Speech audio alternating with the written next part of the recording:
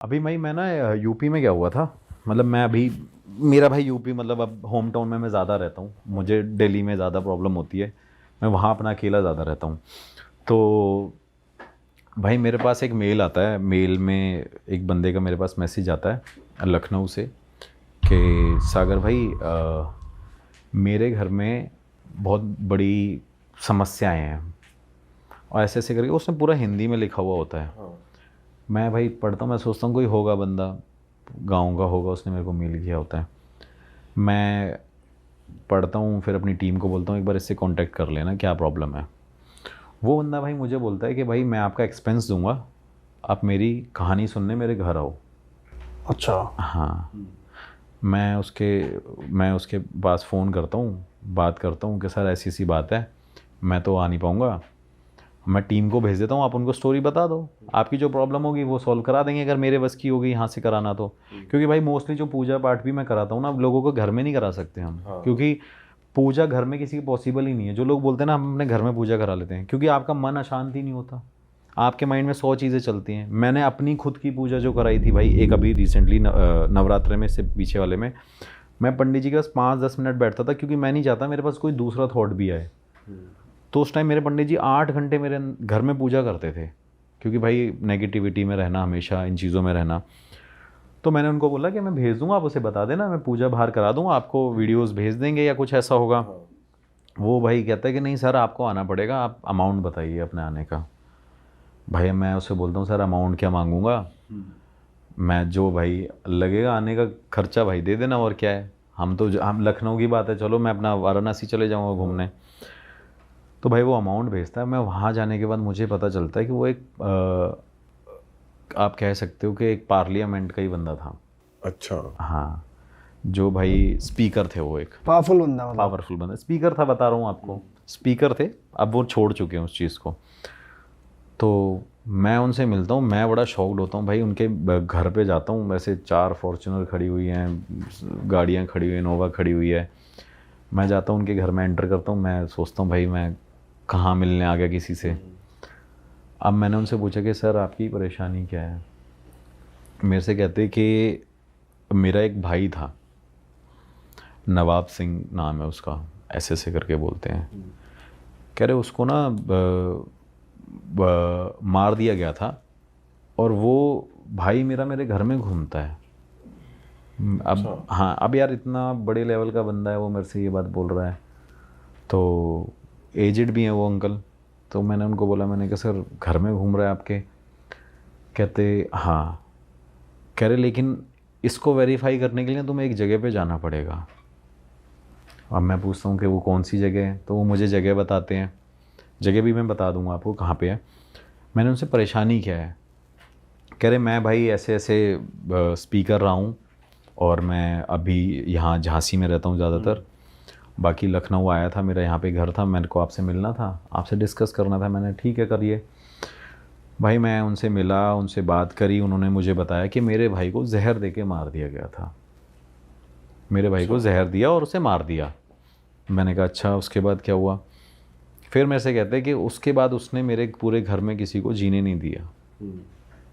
और उस टाइम पे भाई क्या होता था कि जब जब वो घर में लोग उसके रहे हैं, उस लखनऊ वाले घर में, तो उस घर के अंदर उसके भाई की स्पिरिट उन सबको दिखती थी, हर एक फैमिली मेम्बर जिस को। घर में आप मिलने गए थे उसी घर में, सेम घर में? हाँ, कहते हैं हमारे घर में ये स्पिरिट सबको दिखती है, स्पिरिट सबको दिखती है। और क्या कहते हैं, सबसे बड़ी प्रॉब्लम भाई ये है कि हमारे ना सारे काम बंद हो गए। हमारी एक राइस मिल की फैक्ट्री है, वो भी बंद हो गई है। उनकी एक राइस मिल की फैक्ट्री थी, वो भी बंद हो गई है। कह रहे मेरे से जो छोटे वाला बेटा है, वो हर बार सिर्फ ये करता है कि मुझे सुसाइड करना है, मुझे सुसाइड करना है, मैं मरना चाहता हूँ, विदाउट एनी रीज़न। तो मैंने कहा प्रॉब्लम क्या है। कह रहे मैंने हर जगह पूजा पाठ कराई, सब कुछ कराया, हर जगह दिखाया, बागेश्वर धाम भी गया, मैं सब जगह गया, मतलब भेजा होगा अपनी अप्रोच लेके। तो कह रहे मैं वहाँ पे भी गया, लेकिन मुझे लगा कि शायद मेरी चीज़ें ठीक हो जाए। बालाजी भी गया, तो मैंने लगा इससे थोड़ी होगा कि आप गए हो तो चीज़ें ठीक हो जाए, आप अपने घर में पूजा पाठ कराइए, हो सकता है उससे शांति ना मिली हो इंसान को, हो सकता है वो अभी भी क्या कहते कि वो अंतिम संस्कार सही अभी भी प्रेत योनि में हो। तो मेरे से कहता तो बेटा आप एक काम करो, मेरी हेल्प करो। मैंने कहा सर मैं देखता हूँ। इस बीच में भाई एक चीज़ और है कि उसके घर में जितनी भी लेडीज़ हैं उनको वो श्राप उसके मरने के बाद हो गया, उनके घर में कोई प्रेग्नेंट नहीं हुआ अब तक। अच्छा। मतलब जैसे उसके बेटे की शादी हुई तो उसको काफ़ी टाइम हो गया, फिर उसी का भाई हो गया, उसके बेटे की शादी हुई, उनका भाई क्या कहते हैं कोई प्रेग्नेंट नहीं हुआ, वो श्राप उनको चढ़ा हुआ था। तो मैंने बोला हो सकता है सर कि उन्हीं की वजह से सब कुछ हो रहा हो। फिर वो मुझे जगह बताते हैं कि अब एक काम करना, तुम इस जगह पे जाना। उसकी वीडियो मैंने डाली नहीं है, मैंने बनाई थी। लेकिन उन्होंने मेरे को लोकेशन बता दी, और ये गांव वालों को भी नहीं पता, ये लोगों को भी नहीं पता कि एक मंदिर में आप सोचो, एक शिव जी का मंदिर है, हनुमान जी का मंदिर है, उसके अंदर किसी इंसान की तस्वीर लग सकती है? नहीं लग सकती। नहीं लग सकती ना। उस जगह पे भाई उस इंसान की आकृति जैसा उसको स्थान दिया गया है। मतलब ये बहुत बड़ी बात है। आप एक सोचो कि एक इंसान को आप भगवान से तुलना करके बता रहे हो कि इस इंसान को वहाँ पे रखा गया है। भाई मैं उस जगह पे जाता हूँ, मैं शाम तक वेट करता हूँ। शाम तक वेट करने के बाद उन्होंने मेरे को ये बताया, मैंने कहा सर ठीक है मैं एक बार इन्वेस्टिगेशन करने ज़रूर जाऊँगा वहाँ। तो भाई मैं वहाँ पे पहुँचा। पहुँचने के बाद शाम तक का वेट किया, खेतों में रहा मैं पूरे टाइम, धूप में ही रहे, खेत के अंदर बैठे रहे, मतलब शाम हो जाए। तो उन्होंने बोला कोई परेशानी नहीं होगी, अगर कोई परेशानी हुई तो तुम मुझे फ़ोन कर देना। उन्होंने अपनी फैमिली का मेंबर कोई भी नहीं भेजा। कह रहे अगर मेरी फैमिली का मेंबर कोई भी वहाँ गया तो भाई वो पागल ही हो जाएगा। अब रीज़न ये था कि वो जो बंदे की डेथ हुई थी तब वो बंदा उस जगह पे प्रेजेंट था जहाँ पे उसका वो मंदिर बनवाया गया है। हाँ, उस टाइम पे क्या हुआ भाई कि वहाँ पे उस इंसान ने मतलब अपने आप की मृत्यु वो हुई, मतलब अपने आप को मार ही लिया था एक तरीके से। वो दोस्तों के साथ मिला, उनके साथ कुछ खाया पिया, उन्होंने उसको अप्रोच किया, जहर दे दिया, ज़बरदस्ती खिला दिया उसको मना भी किया गया था कि अपने इन दोस्तों के साथ मत रहे। और ऐसा नहीं कोई नॉर्मल लोग थे, वो भी हाई प्रोफाइल लोग ही थे। तो भाई उन्होंने मना किया था तो उसे जहर दे के मार दिया गया। उस बीच में भाई उसने क्या किया, वो इंसान प्रेत योनि में चला गया। प्रेत योनि में जाने के बाद जो इंसान उस जगह से गुजरा भाई, ये हकीकत बात है, मेरे पास एक इंटरव्यू भी पड़ा हुआ है छोटा सा, मैं आपको दिखा दूंगा। न्यूज़ में आया था? न्यूज़ में नहीं आया भाई, ये चीज़ें न्यूज़ में कहाँ ही डालते हैं। मतलब इंटरव्यू किसका था? इंटरव्यू एक बंदे का है जो लोकल बंदा है ना वो वहाँ का। आप ही ने लिया और हाँ, मैंने रात को ऐसे ही उसको, शाम को मेरे को मिला तो मैंने बोला भाई वहाँ पे चलो, तो कह रहा मैं नहीं जाऊँगा वहाँ पे, मैं वहाँ पे जाऊँगा ही नहीं। मैंने कहा भाई साहब क्या दिक्कत क्या है, मैंने उससे भी थोड़ा सा वेरीफाई किया। वो उसने मेरे को फिर बताया कि यहाँ पे जो भी आया है या तो वो उसका मानसिक संतुलन हिल गया है, मेंटली डिस्टर्ब हो गया है वो, और यहाँ पे कई लोगों की डेड बॉडीज़ भी मिली हैं कि मतलब जैसे कोई ना कोई मर गया हो सकता है रीज़न कुछ और होगा, लेकिन क्या है वो क्लेम उनको करते हैं और ब्लेम भी उनको ही कर रहे हैं कि इनकी वजह से होता है। इस बीच में भाई क्या हुआ कि वहाँ पे जो 4 लोग थे जिनको उन्होंने मारा था, तो वो लोग वहीं पे उसी जगह पे मारे गए, एक एक करके वो उन इंसानों को मार दिया। हाँ, और वो मारा किसने, वही जो बंदे को जहर दिया गया था, उस स्पिरिट ने, वो प्रेत योनि में था। फिर लोगों को लगा कि भाई ये क्या कहते हैं, ऐसे ऐसे लोग मर गए हैं, यहाँ पे ये सब हो गया, जो यहाँ पे जाता है वो मेंटली डिस्टर्ब हो जाता है। और सबसे बड़ी बात ये कि उसके घर में वही घूम रहे हैं। हाँ, वहाँ भी दिख रहा है और यहाँ भी दिख रहा है, यहाँ भी दिख रहा है। और आप जब गए थे आपको कुछ नहीं हुआ? भाई मैं बता रहा हूँ, मैं सच बता रहा हूँ, मैंने जैसे ही थोड़ा से कदम बढ़ाए ना भाई, मैं वापस आ गया, इतनी तेज़ हवा चलने लग गई।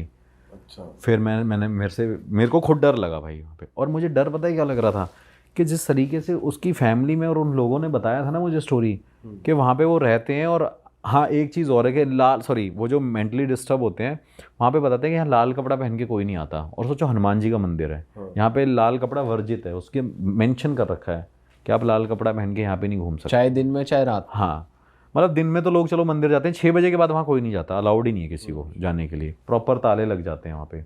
बट वही उन्होंने मेरे को परमिशन दे दी थी, वो कह रहे थे आप जाओगे अपने रिस्क पे पर। अच्छा। तो मैंने कहा चलो ठीक है, वो कोई प्रॉब्लम नहीं है, हम चले जाएंगे। भाई मैं गया वहाँ पे, हवा चलने लगी, मुझे सच में ऐसा लगा कि कोई इंसान घूम रहा है वहाँ पे। कोई है।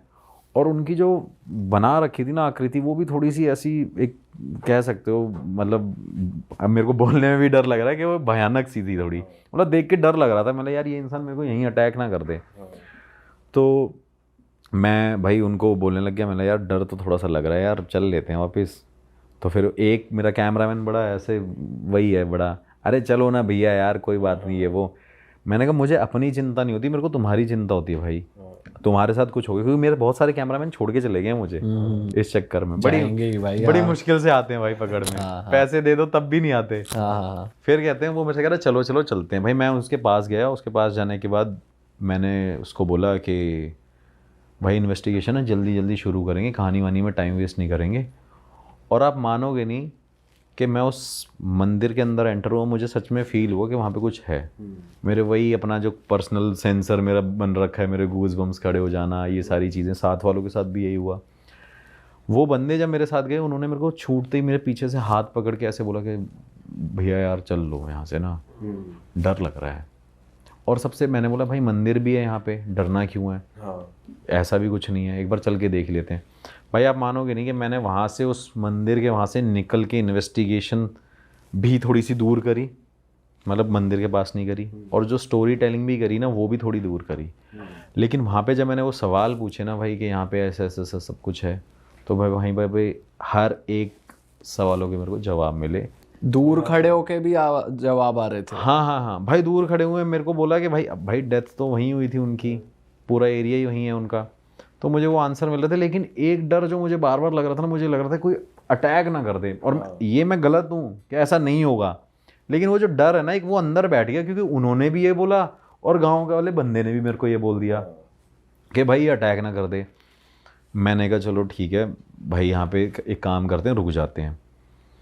रुकने के बाद थोड़ी देर बैठे रहे, हम कार में बैठे रहे भाई। अब मैं वो खेतों में अपनी थार लेके गया था भाई, जैसे ही मैं वहाँ पे गया मेरे टायर पंक्चर हो गया था। अच्छा। टायर पंक्चर हो गया। और सबसे बड़ी गलती मेरे से क्या हुई थी कि मेरा स्टेपनी का जो टायर था वो भी मैंने पंक्चर नहीं लगवाया था। वो मेरा किसी इन्वेस्टिगेशन में कहीं करा था, लोगों ने मेरा टायर फाड़ दिया था, मतलब खड़े खड़े। वो भी यूपी में ही। तो मेरे को लगा यार मैं फंस गया भाई। फिर मैंने वहाँ पे वो कार छोड़ के आ गया कि मैंने चल काम करते हैं, कार छोड़ देते हैं, थोड़ा सा रात को यहाँ रुक जाएंगे, और फिर हम वॉक कर करके आगे मार्केट की तरफ निकल गए। मैंने उनको फ़ोन किया, सर ऐसी सी बात हो गई है, मैं यहाँ पे था और मेरे साथ ये हो गया। कह रहे मैं कह रहा था ना तेरे को वहाँ पे है। कह रहे करने वाला मेरा भाई है। अब यार ये बातें ऐसे बंदा सोच बोल रहे हैं वो प्रॉपर कि मेरे भाई नहीं कर कह रहे मेरे भाई ने तो किया है, मैं आपको बोलता रहा हूँ। फिर वो मेरे से कह रहा है ये आपके बस की नहीं है तिवारी जी केस वो करना। मैंने कहा सर वो तो देखो पता नहीं, ये तो चलो बाद की बात है, वो देखते हैं कि अभी कर पाएंगे कि नहीं कर पाएंगे। भाई उन्होंने फिर मेरे को हेल्प करी कि बोला कि तुम एक काम करो, मार्केट में वहाँ जाओ, वहाँ मेरे नोन के लोग हैं, वहाँ उनसे मिल लेना और वो तुम्हारी हेल्प कर देंगे। और उनको फ़ोन कर रहा हूँ मैं।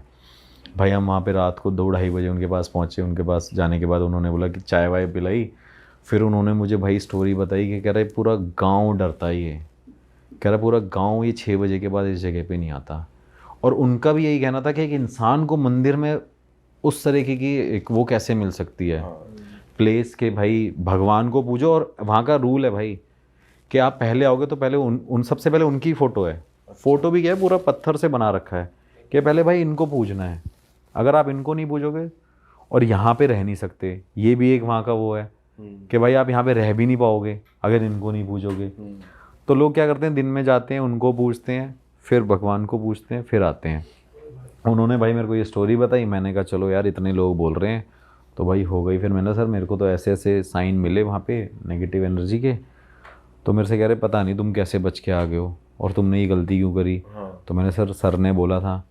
कह रहे सर की तो जीवन ऑलरेडी ख़राब हो रखा है इनके चक्कर में, और तुम क्यों करने आए हो, क्योंकि गाँव के लोग तो यार करते ही है ना, उनको इतना पता नहीं होता।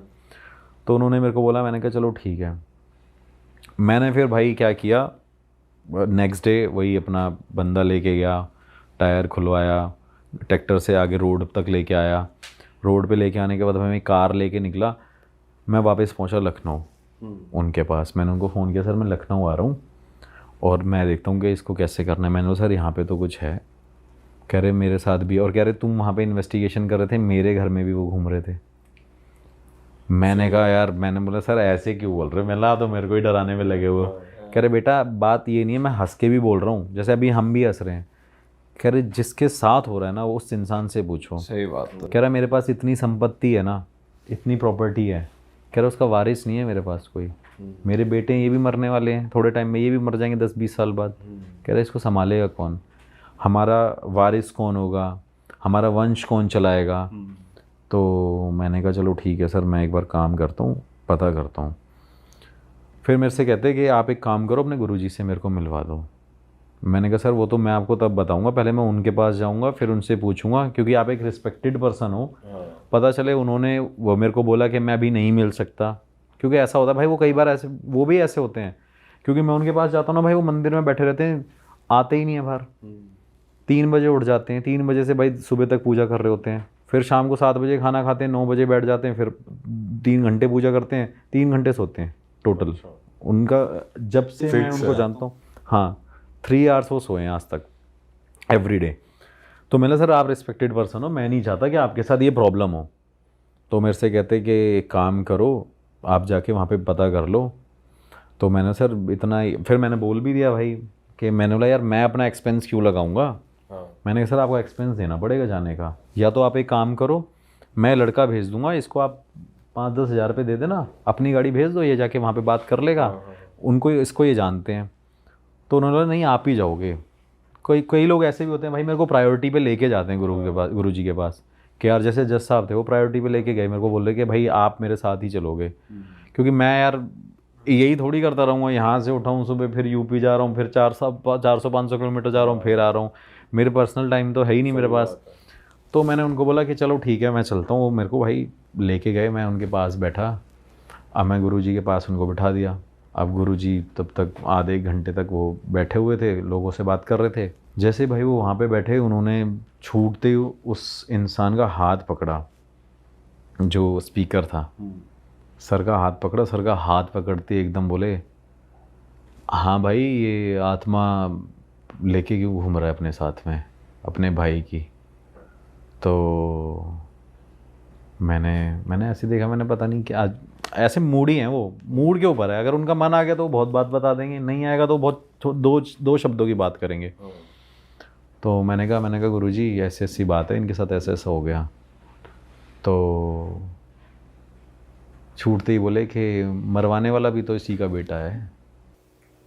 अरे अच्छा। मैं भाई बड़ा शॉक्ड हो गया। वो कह रहे अब आप ये बात सोचो कि कितनी बड़ी बात है, वो अपने बेटे के लिए ये चीज़ को कैसे डाइजेस्ट कर ले कि वो कह रही मरवाने वाला भी तो इसका बेटा है। वो कहता नहीं गुरुजी ऐसा नहीं है। कह रहा वो जो 4 लोग तेरे पिताजी के दोस्त थे ना, उसके साथ मिलके इस तेरे बेटे ने ये कॉन्स्पिरेसी रची थी कि भाई इनको हटाओ, फिर ये प्रॉपर्टी पे टेक ओवर मैं करूँगा, मैं वारिस होऊंगा, मैं ये होऊंगा, मैं वो होऊंगा। ये सारी भाई उनकी गेम थी। गुरुजी ने पहले इतनी सी बात बोली, वो कह रहा नहीं गुरुजी ऐसा कुछ नहीं है, आप गलत कह रहे हो। गुरुजी ने बोला आंखें बंद करो। भाई उसने आंखें बंद कर ली, 5-10 मिनट तक आंख बंद करके गुरुजी ने उसका हाथ पकड़ा हुआ था। गुरुजी ने छूटते ही उनको बोला कि अगस्त की बात है। अब भाई उस बंदे ने हाँ भर दी। वो कहता हाँ अगस्त में हुआ था, 2014 में हुआ था। वो अब भाई वो कह रहा हाँ भाई 2014 में हुआ था। मैं सामने बैठा हुआ था, मेरा बंदा साथ में मेरा टीम का बंदा था। अब हम क्या करते हैं भाई, जब किसी की बातें सुनते हैं ना, जब मैं गुरुजी की ऐसी बातें सुनता हूँ तो मैं उनको यूँ बोलता हूँ देख ले भाई आज तो बता दिया भाई, ये कर दिया इन्होंने। उस बंदे को वो चीज़ डाइजेस्ट नहीं हो रही थी, लेकिन उस बंदे ने उस चीज़ पे एग्री किया। तो कह रहा तेरा बेटा कहाँ था जब तेरे वो ख़त्म हुए थे। वो कहते बाहर था कि नहीं था। वो कहते हाँ बाहर था। कह रहे तेरे बेटे ने किया है। कह रहे ये जो श्राप मिला हुआ है ना तुमको, तुम्हारे परिवार को, अब क्योंकि जो चाचा की फैमिली थी वो तो पूरी बन ही नहीं पाई। तेरे 2-3 बेटे हैं और तेरी जो बेटी हैं वही चल रही थी। कह रहे उसमें उसने ही किया था ये सब कुछ, और सिर्फ भाई रीज़न क्या है, प्रॉपर्टी। तो उन्होंने बोला ठीक है गुरुजी हो सकता है। अब वो बंदा भाई रोए वहाँ पे। अब वो भी मुझे बड़ा वो लगे यार कि इंसान ऐसे रो रहा है। वगैरह रोने की ज़रूरत नहीं है, इसमें तेरा कोई वो नहीं है, तेरा कर्म नहीं है, तेरे बेटे का कर्म है। फिर उसके बाद उन्होंने मेरे को वो चीज़ बताई नहीं थी। उन्होंने बोला कि सबसे बड़ी तेरी बहू वही है ना। वो कहते हाँ, वो प्रेग्नेंट नहीं हो रही ना। अब भाई उस बंदे को इतना बिलीव हो गया क्योंकि जब मैं पूरे टाइम उसके पास गया था लखनऊ से वापस गुरुजी के पास आया, इन बिटवीन मैंने गुरुजी से कोई बात नहीं करी, क्योंकि गुरुजी के पास फ़ोन का कोई ऑप्शन ही नहीं है जिससे मैं उनसे कांटेक्ट कर सकूं। एक ही ज़रिया है भाई। मैं कई बार लोगों को भी बोलता हूँ जो मेरे को बोलते हैं ना कि भाई आप गुरुजी से बात करा दो, वो ज़रिया ही यही है भाई। 500-600 किलोमीटर जाओ, फिर बात करो, फिर उसके बाद देखो वो 2 दिन है कि नहीं है, फिर लोकल साइड पे एक होटल ढूंढो 50 किलोमीटर दूर। उन्होंने बोला कि क्या कहते हैं ये चीज़ें हैं कि नहीं है। मैंने कहा सर देखो जो है ना आपके सामने है, आपको भरोसा करना हो तो मत करना, वो आपकी मर्ज़ी है, लेकिन मैं तो भाई इनको भगवान जैसा रूप समझता हूँ। ये जब तक मेरे पास हैं तब तक मैं प्रोटेक्टेड हूँ हर चीज़ से, लेकिन जिस दिन ये नहीं होंगे तो मेरे लिए तो ये भगवान का ही रूप है, तो मैं इनको पूजता ही हूँ। फिर उन्होंने उनको सारी चीज़ें बताई कि तुम्हारे घर में वो तुम्हारी बहू प्रेग्नेंट नहीं हो रही, फिर तुम्हारे घर में ये हो रहा है। वो कह रहा है वो तो घर में भी घूम रहा है, वो वहाँ भी घूम रहा है जहाँ ये होके आया है, ऐसे बोल दिया उन्होंने, जहाँ ये होके आया है। तो मैंने कहा हाँ मैं होके आया। तो क्यों गाड़ी बंद हो गई थी तेरी? बहुत धीरे बोलते हैं, गाड़ी बंद हो गई थी तुम्हारी, वो भी पता चल गया। गाड़ी बंद थी वहाँ पे, रात भर परेशान हुए। मैंने कहा जी हाँ। तो कहते वही करवा रहा था, प्रेत योनि में है वो, उसको शांति दो, शांति देने के लिए ये चीज़ें करो। भाई जब तक हम वहाँ पे बैठे हुए थे तब तक उस घर में क्या हुआ, उस घर में जहाँ लखनऊ वाले घर में उनके साथ क्या हुआ कि जब तक वो शांति वांति की बातें हो रही होंगी, ये सारी चीज़ें हो रही होंगी, उस घर में भाई उनकी बेटी थी जो आ रखी थी, वो भाई छत से गिर गई। और वो छत से गिर गई, और छत से गिरने के बाद वहाँ से उनका फ़ोन आया कि ऐसी ऐसी ऐसी बात है। तो उन्होंने बोला क्या हुआ, कैसी क्या चीज़ हो गई है, जो भी वो उसने पूछा, कह रहे बेटी छत से गिर गई है। तो गुरुजी ने बोला कि ये तुम्हारे कर्मों का फल है जो तुम्हें मिल रहा है, इसे तुम दूर कर लो। भाई मैंने कहा चलो ठीक है। मैंने कहा सर ऐसी सी बात है, आपको मानना नहीं मानना है वो आपकी मर्ज़ी है। गुरुजी ने फिर उनको भाई 10 उपाय बताए, ये करना, ये करना, ये पूजा करना, फिर ये करना, अपने पितरों को शांत करना और माफ़ी मांगो, और माफ़ कर दें तो बड़ी बात है। मैं तुम्हें सिर्फ तरीका बता सकता हूँ, वरना कोई ऑप्शन नहीं है। फिर सर मेरे से कह रहे अब आप मेरे साथ दोबारा लखनऊ चलो। मैंने कहा सर मेरे को ये 1 महीना हो गया मेरे को, 1 महीने यूपी रह गया। मेरे भाई दोस्त यार सब फ़ोन करते, पर्सनल लाइफ तो है ही नहीं भाई मेरी। तो मेरे से कहते वापस दोबारा चलो। मैंने कहा सर मैं अब कहाँ जाऊँगा, मैं तब दिल्ली निकलता हूँ यहीं से, ये है वो है। मेरे से कहते पैसे लो ना आप, आपको पैसे चाहिए। मैंने कहा सर मेरे को घर जाने दो, मैं घर का खाना खाना चाहता हूँ। कह रहे नहीं यहीं रहना। भाई वहाँ पे फिर मैंने इन्वेस्टिगेशन करी ना उनके घर में, घर की वीडियो नहीं बनाई थी मैंने उनकी, क्योंकि फिर तो वो रिवील हो जाएगा सब कुछ। भाई मैंने वहाँ इन्वेस्टिगेशन करी ना, तो वहाँ भी मुझे साइन मिले। क्या पता चला, क्या बात कि भाई मैंने पूछा कि यहाँ पे कोई है नहीं है, ये सारी चीज़ें, तो वहाँ पे भी भाई वो एनर्जी के साइन थे, लेकिन ये रिवील नहीं हुआ कि कौन है क्या है। ये नहीं बताया कि भाई हो। हाँ कि 1-1.5 घंटे बाद ही भाई बस वो 3-4 सवाल मिले, यहाँ पे हो, मुझे देख सकते हो, सुन सकते हो। उसके घर वाले भी सामने खड़े हुए थे। उनके सामने सब कुछ हुआ, डिवाइस भी उनके सामने था, सारी चीज़ें उनके सामने थी, उन्होंने ये सब कुछ देखा। और जो उसकी बेटी भाई जो गिर गई थी ना, उसको वो हॉस्पिटल तो लेके गए। उसके हॉस्पिटल ले जाने के बाद उसको क्या कहते हैं वहाँ पे सर में मतलब वो काफ़ी ज़्यादा चोट लग गई। फिर वो मेरे को बोल रहे कि देखो अब मेरी बेटी परेशान है, ये है वो है, ऐसे वैसे। फिर भाई उनने मेरे को सिर्फ यही रिक्वेस्ट किया कि भाई आप मेरी पूजा कराओ। अच्छा, शांति वाली। शांति वाली। फिर भाई उनकी जो पूजा कराई भाई, कम से कम उसमें 20-22 दिन टोटल लगे। पहले उन सबका उतारा करवाया, उनकी पूरी फैमिली को। फिर उतारा करवाने के बाद पूजा कराई। फिर पूजा कराने के बाद भाई सबको रक्षा कवच पहनवाया। फिर उनके घर को खिलवाया। ये सारी चीज़ करवाने के बाद अब मैंने बोला कि देखो सर नेगेटिविटी धीरे धीरे जो थोड़ी बहुत होगी वो रह जाएगी, एकदम तो नहीं हो जाएगा, लेकिन ऐसा है कि ठीक हो जाएगा, टाइम ज़रूर लगेगा, आपका पैसा आपका बहुत लगा है। फिर उन्होंने क्या किया कि उसको करवाने के बाद मैंने उनसे भाई थोड़े टाइम बाद फ़ोन करके पूछा कि सर क्या चल रहा है, कैसे क्या है। कह रहे सागर अभी तक ऐसी कोई प्रॉब्लम नहीं आ रही है।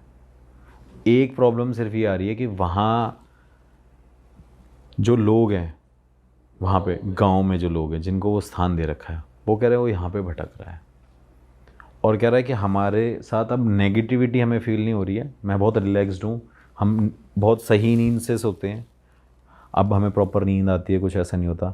फिर मेरे से कहते हैं अब मेरी जो बहू है वो प्रेग्नेंट हो जाएंगी कि नहीं हो जाएंगी। मैंने कहा सर ये मैं थोड़ी बोल सकता हूँ, देखो प्रेगनेंसी और ये सब चीज़ें मेरे हाथ में थोड़ी है। जो लोग बोलते हैं कि हाँ भाई आप प्रेग्नेंट हो जाओगे नहीं हो जाओगे, क्या पता आपके ग्रह नक्षत्र खराब होंगे। सही बात। तो मैंने कहा सर नेगेटिविटी हटाने का वो है, और अगर हाँ किसी की वजह से आपकी कुछ वो हो रही होगी, अगर हो सकता है तो वो आपको रिजल्ट पता ही चल जाएगा थोड़े टाइम बाद जाके। तो भाई वो उनकी बहुत बड़ी प्रॉब्लम थी। अब कई चीज़ें ऐसी होती हैं भाई, हम कैमरे पे बोलते हैं लेकिन वो बहुत छोटी लगती हैं या बनावटी लगती हैं, लेकिन वही है जिसके साथ हो रहा है भाई वो उस चीज़ को। सही बात है, उसे ही पता होती है असलियत तो। भाई ऐसे लोग हैं, बहुत लोग हैं भाई, देखते रहो क्या क्या, मतलब लोग जो बताते भी नहीं है।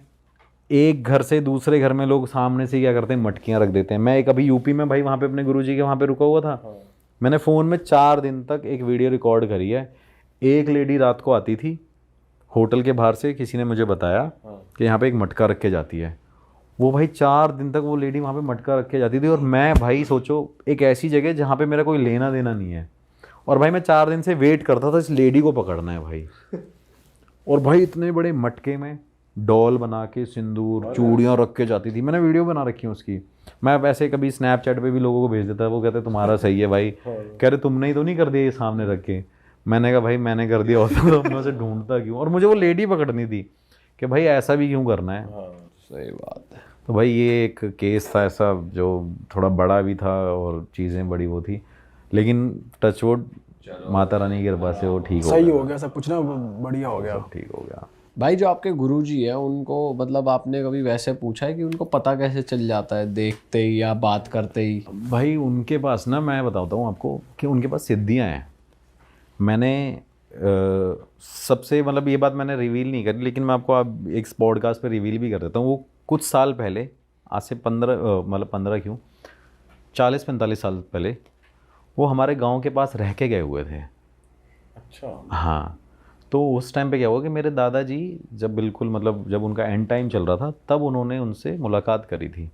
फिर मेरे कुछ फैमिली के मेंबर जैसे मेरी बुआ जी हैं वो उनसे कनेक्टेड थे, उन्होंने मेरे को उनसे मिलवाया था। फिर मैंने एक दिन उनसे पूछा, मैं भी गया था, एक बहुत हाई प्रोफाइल एक मेरे साथ इंसान गया था अभी, तो एक हाई कोर्ट के जज साहब हैं वो मेरे साथ में गए हुए थे। तो मेरे साथ गए, मतलब अपने PSO लेके गए, कार लेके गए, पूरा एस्कॉर्ट लेके गए। तो अब उनको बड़ा इंटरेस्ट आया उनका, मेरे पास कल भी फ़ोन आया। तो उन्होंने मेरे से पूछा कि यार सागर तुम्हें पता है इनके पास कौन कौन सी सिद्धियाँ हैं? तो मैंने कहा क्यों? कह रहे मैं दुनिया में हर जगह गया हुआ हूँ, मैंने हर एक दरवाज़ा देखा है, यार इनसे मेरे को बात करनी है। मैंने कहा कर लो। मैंने गुरुजी से पूछा, लेकिन गुरुजी के अंदर एक चीज़ है भाई, वो ना कभी किसी को जज नहीं करते। जैसे मेरे साथ कुछ IAS ऑफिसर भी जाते हैं, कभी कोई जाता है, तो उन्होंने कभी ऐसा नहीं देखा कि कोई बड़ा है तो मैं उससे बात करूंगा, कोई छोटा है तो बात करूंगा। गुरुजी के पास ऐसे लोग भी आते हैं, अब तो बहुत कम आते हैं क्योंकि गुरुजी मना कर देते हैं। गुरुजी के पास ऐसे भी लोग आते हैं भाई जो सीधा बोलते हैं गुरुजी हमारी भैंस खो गई है। अब वो कहते हैं भैंस खो गई है, तो कहते हैं मैं क्या करूँ भाई भैंस खो गई तो, गुरुजी भैंस बताओ कहाँ पे है। फिर गुरुजी पूरा गाँव बताते हैं, इस गाँव में ऐसी जगह पे इस टाइम पे इस जगह पे है और जाके ले लो। फिर उस दिन क्या हुआ, मेरे साथ वो जो जज साहब गए हुए थे, मैं गया हुआ था, और वो लेडी आ रखी थी जो भैंस की बात मैं आपको बता रहा हूँ। तो बड़ी फ़नी सी बात है, वो आई कि भैंस बता दो, नहीं भैंस की बात उसने पूछ ली। तो मैंने कहा चलो ठीक है। फिर थोड़ी देर बाद एक लेडी और आई, हम बात करने के लिए स्टार्ट कर रहे थे, फिर लेडी आई, गुरुजी हमारी भैंस भी खो गई है। वो नहीं गुरुजी मेरे ना बेटे की शादी नहीं हो रही, मेरे बेटे की शादी नहीं हो रही, मैं क्या करूँ गुरुजी? तो गुरुजी ने बोला कोई बात नहीं, आपने बच्चे को बोलो कि अपने कर्म सुधार ले तो शादी हो जाएगी। तो उसने बोला कि ऐसी ऐसी बात है, मैंने वो थोड़ा सा रिकॉर्ड भी किया है क्लिप शायद फ़ोन में ना चुपचाप। तो उन्होंने बोला कि शादी इसलिए नहीं हो रही, ऐसे ऐसे जो भी उनको रीज़न बताए। तो गुरुजी को लालच दे के कहती मैं आपको ना 1000 रुपये दूंगी गुरुजी अगर मेरी लड़के की शादी आपने करा दी तो गुरुजी मतलब ऐसे गुरुजी का नेचर ऐसा नहीं है। गुरुजी एकदम खड़े हुए डंडा उठाकर भागे यहाँ से। मैंने बोला क्या हो गया? मैंने वैसे बोला क्या हो गया गुरुजी? कह रहे बड़ी पागल औरत है, 4 साल पहले अपनी भैंस ढूंढ के गई थी, मेरे से बोल के गई थी 500 रुपये दूंगी कि 500 रुपये दूंगी मेरी भैंस ढूंढवा दो। 4 साल पहले इसकी भैंस ढूंढवाई थी मैंने, तो तू 500 रुपये दे के नहीं गई, तू 1000 रुपये मेरे को दे के कैसे जाएगी? देखो भाई यही तो भाई एक ऑथेंटिक बात है, या इतनी बात है कि 1000-500 की बात है ये, वरना ऐसे लोग हैं जो आज के टाइम पे 1 करोड़ ले लेते हैं, वो कुछ नहीं कर पाते। फिर उनसे मैंने पूछा, फिर वो जज साहब मेरे साथ बैठे होते, उन्होंने पूछा कि आपने कैसे सिद्धि करके, तो उन्होंने मेरे को बोला हनुमान जी की और काली माता की उनके ऊपर सिद्धि है और गंगा माता की सिद्धि है। अच्छा। हाँ, 3 भगवान की उनके ऊपर सिद्धि है भाई। उन्होंने बचपन में जब उनका टाइम पीरियड चल रहा था तो वो सिर्फ एक नॉर्मल पंडित थे, शादी आदि कराते थे। तो उन्होंने शादियाँ वादियाँ कराई, तो उनके मन में एक बार एक ऐसा डिसीज़न लिया उन्होंने कि हाँ भाई मुझे ना पूरा भक्ति की तरफ जुड़ना है और पूरे आस्था में जुड़ना है और मुझे सिद्धि प्राप्त करनी है। लेकिन सिद्धि प्राप्त करने से पहले उनका भाई एक जो उनकी अच्छी बात थी वो ये थी कि मैं लोगों की मदद ही करूँगा, मैं लोगों को लूटूंगा नहीं, जैसे आज के टाइम में चल रहा है ये सब। तो भाई उन्होंने क्या कहते हैं पूछा उनसे कि गुरुजी कौन कौन सी सिद्धि है, क्या क्या किया है। तो भाई सबसे बड़ी चीज़ जो मेरे को ही लगी, उन्होंने बोला कि 3 महीने में गंगा जी में आधे उस पर इतने उस पर रहता था, एक टांग पे खड़ा रहा।